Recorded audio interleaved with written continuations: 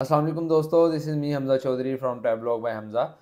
तो आज हम बात करेंगे शेंजन वीज़ा के हवाले से। शेंजन वीज़ाज़ जो हैं वो कितने कंट्रीज़ का होता है। अगर आपको किसी भी एक कंट्री का मिल जाता है तो आप कितने कंट्रीज़ में ट्रैवल कर सकते हैं, कौन लोग ये वीज़ा ले सकते हैं, और शेंजन जो कि स्टेट है उनमें से आपको किस कंट्री में अप्लाई करना चाहिए वीज़ा। तो वीडियो स्टार्ट करने से पहले मेरे यूट्यूब चैनल को सब्सक्राइब कर दीजिएगा और टिकटॉक चैनल को भी फॉलो कर दीजिएगा।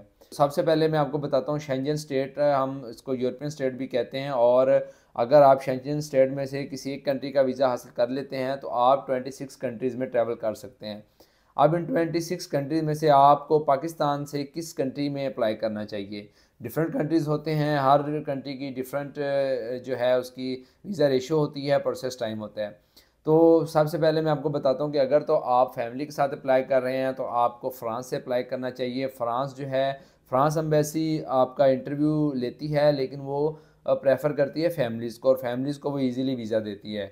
और अगर आप इंडिविजुअल हैं, आप सिंगल पर्सन अप्लाई कर रहे हैं, तो आपको स्पेन से अप्लाई करना चाहिए।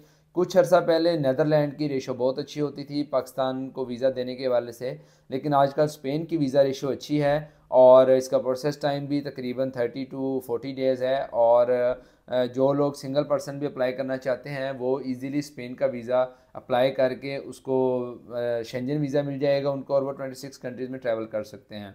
और क्वेश्चन होता है कि इसमें आप जो फ्रेश पासपोर्ट होल्डर्स हैं वो अप्लाई कर सकते हैं कि नहीं कर सकते। यकीनन कर सकते हैं, लेकिन उसमें उनकी जो प्रोफाइल है फिर बहुत अच्छी हो, उनका बैंक बैलेंस, उनकी जो अपनी कंट्रीज़ का टाइज़ हैं वो बहुत अच्छी होनी चाहिए, फिर वो उनको चांसेस होते हैं वीज़ा मिलने के। स्पेन ने काफ़ी फ्रेश पासपोर्ट होल्डर्स को दिए भी हैं वीज़ा, तो ज़रूर आपको अप्लाई करना चाहिए, इसमें कोई मसले वाली बात नहीं है। तो अब इसकी बात कर लेते हैं इसकी वीज़ा फ़ीस की। इसकी वीज़ा फ़ीस जो है सिर्फ 25,000 है, और आपने डॉक्यूमेंट्स इसके सबमिट करवाने होते हैं BLS में। जिस तरह एक VFS अदारा जैरिस जिसे हम कहते हैं, इस तरह जो स्पेन के लिए एक BLS अदारा है उसमें आपने उनकी अपॉइंटमेंट लेनी होती है, जो कि डेली बेसिस पे अपॉइंटमेंट ओपन होती है। आप उसकी अपॉइंटमेंट बुक करेंगे, अपॉइंटमेंट बुक करके आप उसकी तकरीबन 80 यूरोज़ वीज़ा फ़ीस है वो पे करेंगे, जो कि 25,000 के आसपास बनती है। और जो 5,000 है वो BLS की अपनी सर्विस फ़ी होती है।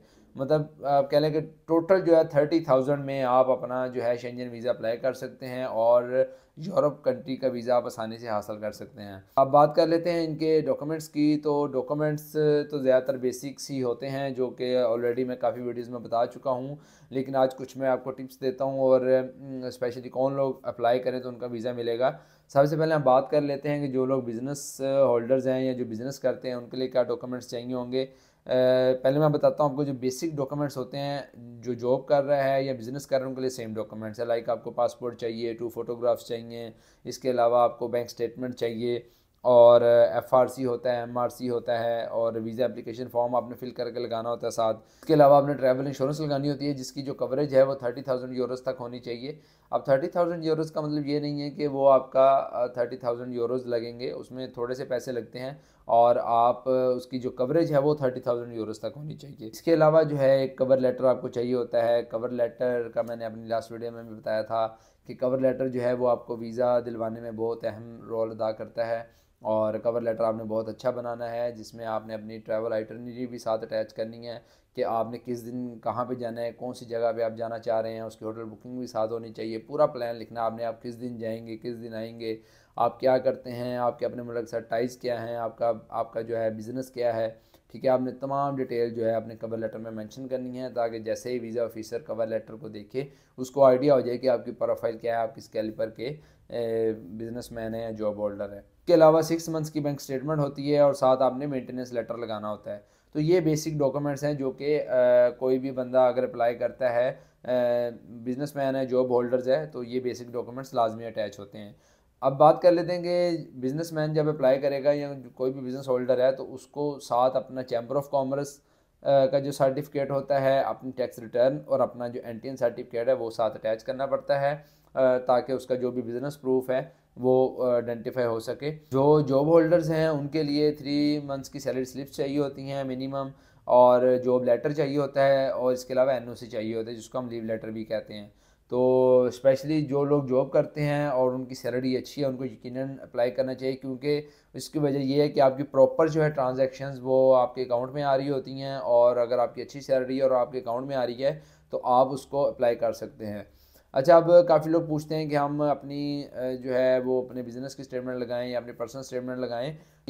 पर्सनल स्टेटमेंट को ज़्यादा प्रेफरेंस देनी है, आप लगा दोनों सकते हैं, लेकिन जो आपकी सेविंग्स होती हैं वो आपके पर्सनल अकाउंट की काउंट होती हैं, और मिनिमम जो 6 मंथ्स की आपने अटैच करनी होती है। अब उसमें बैंक स्टेटमेंट भी आपकी बड़े अच्छे से रेडी होनी चाहिए, आपकी ट्रांजैक्शंस उसमें स्मूथली चल रही हों, आपका ओपनिंग बैलेंस अच्छा हो, आपका क्लोजिंग बैलेंस अच्छा हो, और शेंजन वीज़ा अप्लाई करने के लिए कम से कम आपके पास 12 से 18 लाख 20 लाख इतना बैलेंस होना चाहिए। ओपनिंग भी अच्छा होना चाहिए और क्लोजिंग में तो कम से कम 18-20 लाख होना चाहिए। और जब आपका प्रॉपर स्टेटमेंट चल रही होगी तो यकीनन वीज़ा ऑफिसर को लगेगा ये प्रॉपर अकाउंट यूज़ करता है, इसके पैसे आते हैं, सेविंग्स हैं, तो आपको वीज़ा लेने में आसानी होगी। ऐसा आपने बिल्कुल नहीं करना, आपने पैसे किसी से लेके उसमें डलवा दिए हैं और आपने बाद में स्टेटमेंट प्रिंट करवा लिया, तो ये एक नेगेटिव पॉइंट होता है। आपने ऐसा बिल्कुल भी फेक स्टेटमेंट नहीं बनानी, किसी से स्टेटमेंट बनवानी नहीं है। आप खुद स्टेटमेंट को बनाएं, खुद उसको रन करें स्टेटमेंट को। और अगर आपका अकाउंट नहीं है या स्टेटमेंट अच्छी नहीं चली हुई तो आप अपना अकाउंट ओपन करवाएं 3 to 4 मंथ, उसमें सैलरीज अपनी करवाएं और आप फिर उसके लिए वीज़ा अप्लाई कर सकते हैं। अच्छा, जब ये आपके तमाम डॉक्यूमेंट्स हो जाएंगे और आपने एफआरसी भी लगा दिया, एमआरसी भी लगा दिया, लाइक फैमिली रजिस्ट्रेशन सर्टिफिकेट और मैरिज रजिस्ट्रेशन सर्टिफिकेट, और अगर आप मैरिड नहीं हैं फिर भी आपका जो है एफआरसी लगता है। और उसके अलावा आप एडिशनल डॉक्यूमेंट्स भी लगा सकते हैं, कोई आपका प्रॉपर्टी का डॉक्यूमेंट है, कोई आपके पास गाड़ी है, कोई और एसेट है आपके पास, तो आपने अपनी ज़्यादा से ज़्यादा जो है अपने कंट्री के साथ टाइज शो करवानी होती हैं। तो ये तमाम डॉक्यूमेंट्स पूरे करने के बाद आपने जो है बीएलएस के ऑफिस चले जाना है। आप उसका लिंक मैं डिस्क्रिप्शन में लगा दूंगा, इसका कराची, इस्लामाबाद, लाहौर में ऑफिस हैं। और लेकिन उससे पहले आपने अपॉइंटमेंट लेनी है, बीएलएस की वेबसाइट से ही जाके आप अपनी अपॉइंटमेंट लेंगे, और जिस दिन की आपकी अपॉइंटमेंट मिलेगी उस दिन आपने जाना है, वहाँ पे जाएंगे आप, जाके आप अपने डॉक्यूमेंट सबमिट करवाएंगे, और फिर आपने वेट करना है डिसीजन का। 30 to 45 डेज़ में आपका डिसीजन आ जाता है और जाके फिर अपना पासपोर्ट आप पिक कर लेते हैं। तो बहुत ही आसान तरीक़ाकार है और इजी वीज़ा है, कोई इतना मुश्किल नहीं है।